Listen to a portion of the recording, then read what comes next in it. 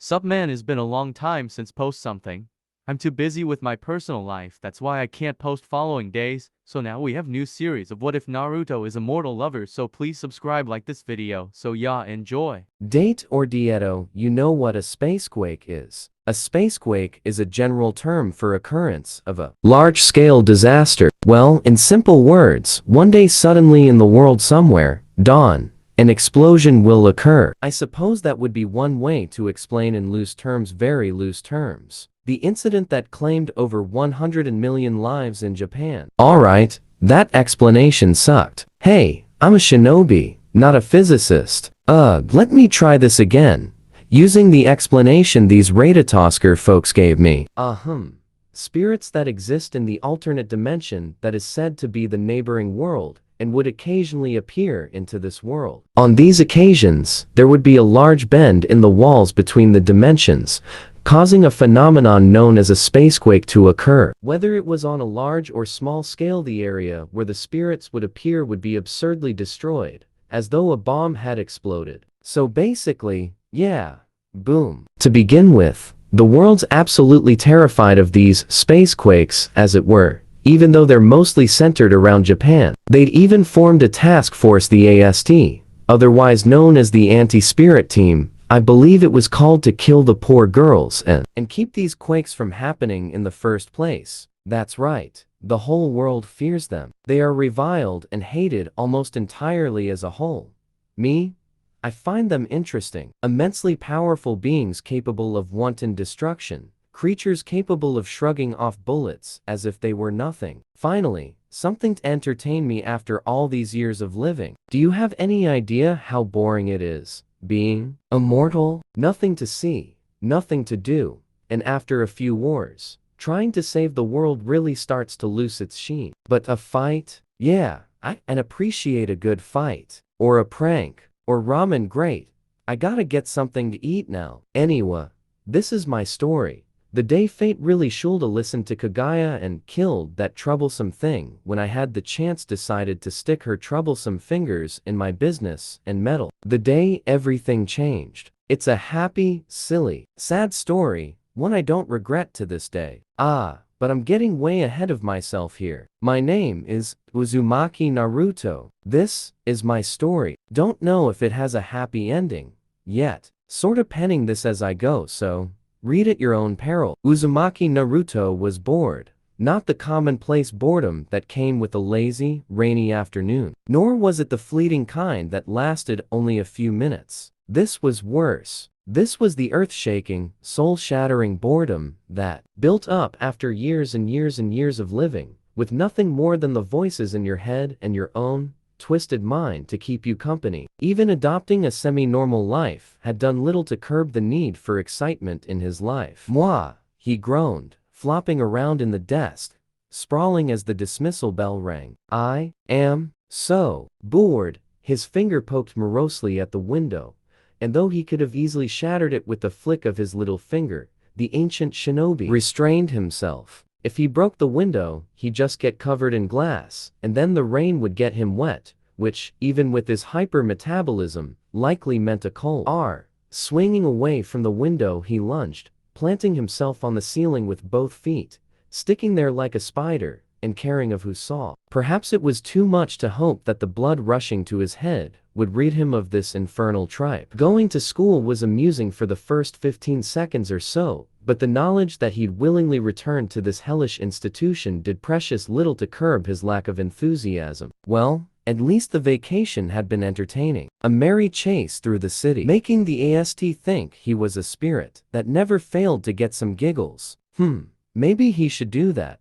Can't we do something different this time? A dusky, ethereal voice whispered in his ear. Running the mortals in merry circles grows tiresome after a while. Oh, you're still here. His ears perked up as he dropped back to the floor. I thought you clammed up after the last century. Boredom does strange things to one's mind. But you're right, things got a little weird after Century 5.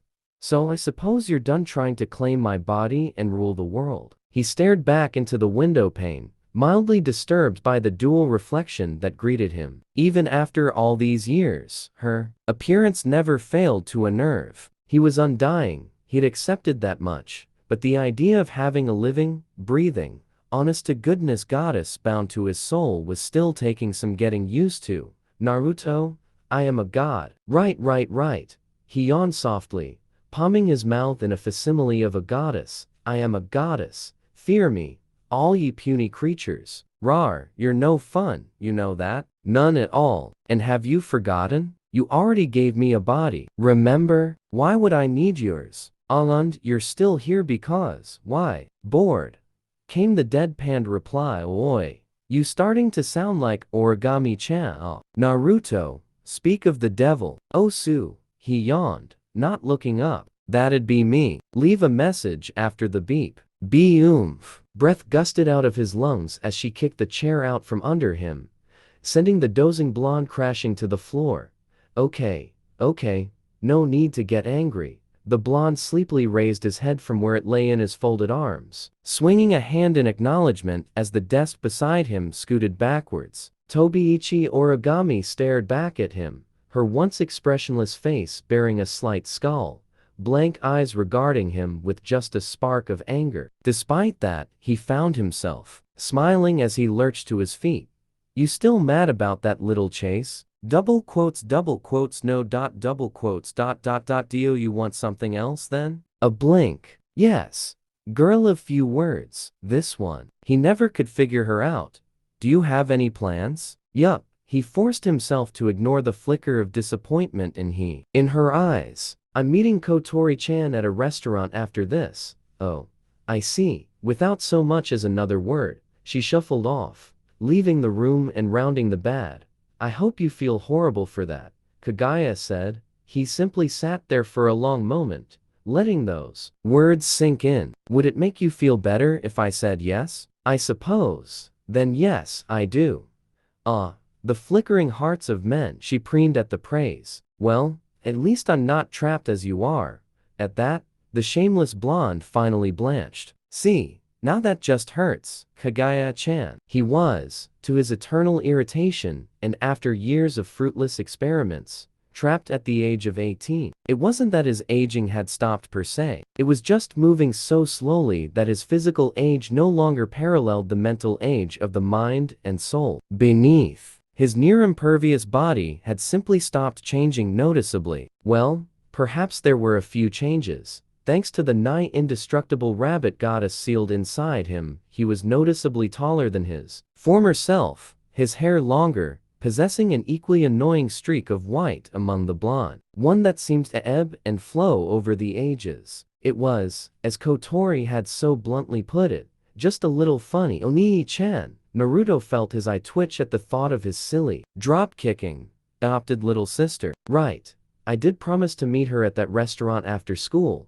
Guess I'd better. In a single movement, he rose from the desk, a black blur to those who weren't watching. He liked to think he saw Origami twitch as he blew past her in the hall. That she frowned, just a little, at the explosion of speed. After all, he had somewhere to be. And oh, so long ago to him, at least he'd promised that at Tsuka Kid, he'd take care of his little sister. He was stuck with her, like it or not, and going back on a promise simply wasn't his style. Sheesh. How did I end up with the little sister? Guess I'm still too nice, even after all these years. Unfortunately, the space quake alarm chose that moment to sound. The next few seconds were a bustle of activity. Loud, blaring klaxons and a soft, feminine voice warned of the impending disaster. Students filing past him to the nearest shelter, the teacher freaking out, but he barely heard any of it at all. One sentence rang in his mind, over and over again. Meet me here, even if there's a spacequake. Shit. Crap baskets. Why does this shit always happen to me? His feet dragged themselves to a halt for a moment. Just a moment. Momentum flagging. Then he started running for real. Floors ruptured. Windows shattered. The very fabric of reality bent at the sudden explosion of godlike speed. His body registering as little more than a gold or black streak as it shot past. Skirts shot up in the sudden wind, eliciting a chorus of feminine squeals that, at any other time, he would have been more than happy to witness. Not here, not now. His mind was focused on a single point. Well, two. One was entirely honest. The GPS on his phone told him exactly where she would be, and his sixth sense only confirmed what he already knew. A spirit was coming, and he was going to be there when it hit. Naruto's plan for meeting a spirit was frighteningly simple. Most people would also consider it stupid, reckless, and retarded, but those people weren't him. He was going to stand at the epicenter of a spacequake and wait. No more watching from a distance. No more wondering just what these creatures were. He would finally know, finally get to speak to one, and if things went well, he might actually have a bit of entertainment, a battle on his hands. After he got Kotori out of here, of course. She took priority. No matter how excited he was, he couldn't bear to let something happen to her. His superior speed had gotten him here in record time, but alas, she was nowhere to be seen. Of course, that would have been too simple, and the universe never did simple anymore. Oh no, it always had to be complicated. Inhaling deeply, he opened himself to nature.as. Ever the power tried to fight him. It didn't like him or Kagaya's presence within him. It considered her an abomination, something to be avoided at all costs. She should not exist in the natural order of the world, and neither should he, so he had to fight it, break it, make it bend to him and obey him. Child's play. Being a god had some perks after all. And then, when he finally had it under control, he opened his eyes. Saffron stained his sapphire eyes, the horizontal bars of the toad staring outward at the now empty block.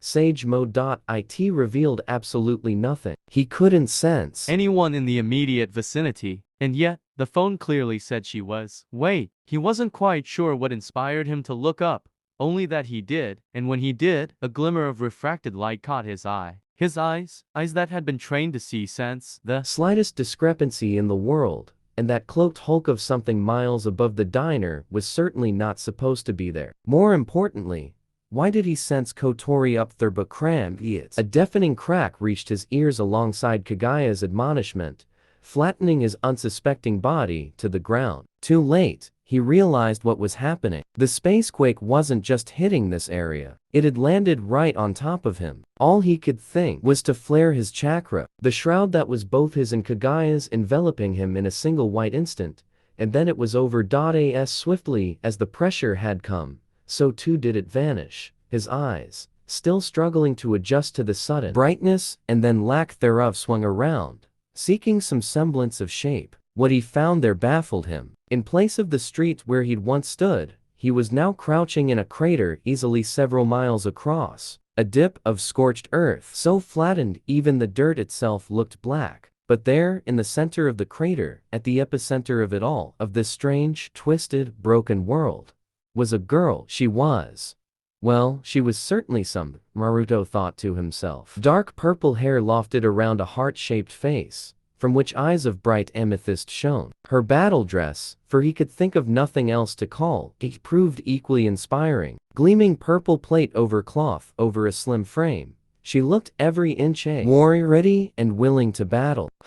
Perhaps the only description he could think of was violently beautiful. Her body turned slightly, armor rusting in the breeze. Naruto couldn't help but whistle. Wow, not gonna lie, I thought a spirit would be a lot scarier. Finally, she seemed to notice him. So, you're here to kill me too?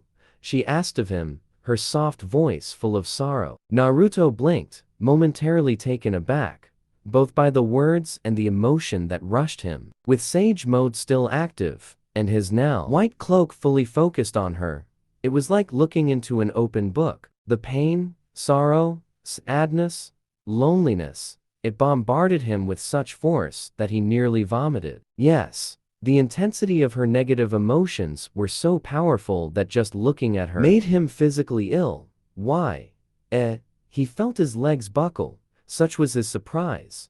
Why do they want me dead? Not fair. Always rejecting me. Always gasping. He shunted Sage mode off and returned his senses to his body, focusing solely on his chakra shroud. Look at her still made him uneasy. But she was no longer the writhing storm of sadness and sorrow that had nearly driven him to his knees moments ago. He also became aware of massive sword pressed against his neck. Wasn't expecting that. Could you stop that please? he asked, reaching up to grab the blade currently biting into his jugular and forcing it away. I'm not here to hurt you, Lies, she snapped. You're no different than the rest, huh? Elle let go. Dismay flickered in those bright eyes as she realized she couldn't pull the blade away. Her own strength was rendered non-existent before his seemingly simple grasp. Naruto cocked his head aside, smiling. Will you stop trying to kill me if I do? Something in that smile only made her fight harder to get free, followed by a series of increasingly pitiful cries as she fought to free her sword. Never once did she consider that she might let go of the blade. Can you please stop that? Naruto frowned, annoyed as she tried in vain to escape. I came here because I wanted to meet you. Well, to be honest, I wanted to fight you. But now, new it. With surprising strength, she pulled her sword free, only to foolishly level it at him once more. You're here to hurt me, just like the rest. Oi, if you just let me explain. Oh. The blonde felt himself frown as distant pinpricks of lights made themselves known on the horizon. Heads up. Before he could hope to deny even that, the staccato sound gunfire roared towards them, stitching the ground in either direction. Dozens of flying, all of them coincidentally female, appeared, shooting down from the skies and trying their utmost to obliterate them. Ah, the AST. Then came the missiles. Don't they realize how futile it is? The strange girl frowned, raising a hand towards them, deflecting the explosions with some sort of strange shield. Oh, a shield? I can do that too. She started as he rose up to stand beside her, raising an arm of his own. Here, let me do one better. What are you, Shinra Tensei? The AST soldiers never saw the massive force until it was too late. A wall of invisible energy rushed up to meet them, and suddenly, they were flying away into the distance, as though they'd been smacked by the hand of an angry god. Naruto watched his handiwork with sweet satisfaction, snickering softly as they crashed away into the ruin. A blast like that wouldn't kill the girls, but it would put them down for the count until he'd finally wrapped things up here. There, he nodded, satisfied. Turning back to the baffled maiden, he offered his most winning grin. Now, and finally talk to you. Her face was a study of contrasts, he thought. She looked like she wanted to punch him clear out of the crater, but at the same time, he sensed a curiosity, a desperate need to trust. At last, she lowered her blade, giving him a stern, strangely sad look. You're not like the others. His head bobbed sagely. Not in the slightest. I'm just here to talk to you. Bidden, he recalled a snatch of her thoughts. Always rejecting me. Always. Ah, there was the crux of the matter. She hated being rejected by everyone, by the world, by everything. He knew that pain. He carried it inside of himself for years, until finally, Iruka had acknowledged him. Then came the others. This girl, she was like him. Somewhere, deep inside of him, he felt a surge of empathy for this girl. No, that wasn't quite right. I'm not going to reject you. The words were out, leaping past his lips almost before he could think to stop them. He didn't know it, but in that instant, he'd won. Her eyes locked on him, twin points of light. You mean it? Yep. Do you really mean it? The look intensified. Sure do. Do you really mean it? Oi. Finally, the bat maiden seemed to deflate. Who are you? Baka. Okay. That was strange. Uzumaki Naruto. Blink. Like I said, I was going to fight you, but now just want to talk. Why? It'll sound stupid. She started to charge an energy blast in her hand. Of course, it wouldn't so much hurt him as it would sting, but she needn't know that. Alright. Sheesh. No need to singe my coat. Look, he continued. I don't fight girls. It's a bit of a principle for me, really. Anyhow, I never got your name. What? Don't you have one? In the distance, he could hear the roar of engines, the sound of the troops returning. Not a concern, but something to watch out for, to be certain. A name? She frowned at him. Why would I have such a thing? Well, we can't have that. Naruto thought to himself. Would you like me to give you one? Her cheeks turned pink. What? Kagaya facepalmed inside of him. Typical Naruto. That settles it. He thrust a finger forward, seizing on a sudden surge of inspiration. Your name shall be Taka. She smiled. It was like a breath of fresh air. Yup, this is how you spell it. He showed her, scrawling it out with the finger in the ruined dirt at their feet. I mean, I'd call you ramen, but that just wouldn't fit now, would it? Sides, you look like a taka to me. So, what I say? He patted the spot beside him, sitting stiffly. Let's talk. Unless you want to be called ramen, because I could always call you that awesome name. Her cheeks burned slightly as she copied the motion, sitting opposite him. And no, taka will do. Great. He errantly raised a hand, deflecting a stream of bullets. You start. Where are you from? Well, She flinched slightly as another missile hit their shield. And Naruto, you're in danger here. You should what are talking about? This is our time to talk. Just ignore them. Her smile brightened. Yes, they talked for hours. Amidst the endless stream of bullets, the gunfire pinging harmlessly off their shields, the gunners themselves flung away time and time again, only to return minutes later, when they finally ran out of bullets. We were talking. When they gave up and went home for the day, still talking. And when the sun finally slunk away and disappeared over the horizon, we still kept talking. And for the life of me, I can't remember when we stopped. When I found that I was opening myself to this girl, to this spirit, letting down my walls for someone I barely knew.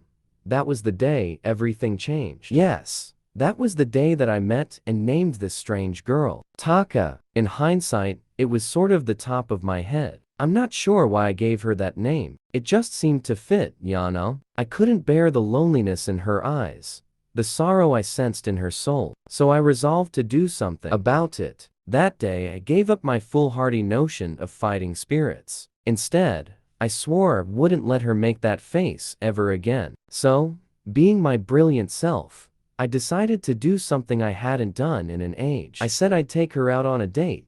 Yes, that's how it happened. It was the day my life changed forever. Funny thing though, did I mention that she had no idea what a date was? Oh, is this a date, Naruto? And I twitched. That's ramen, Taka. You eat it, not a date.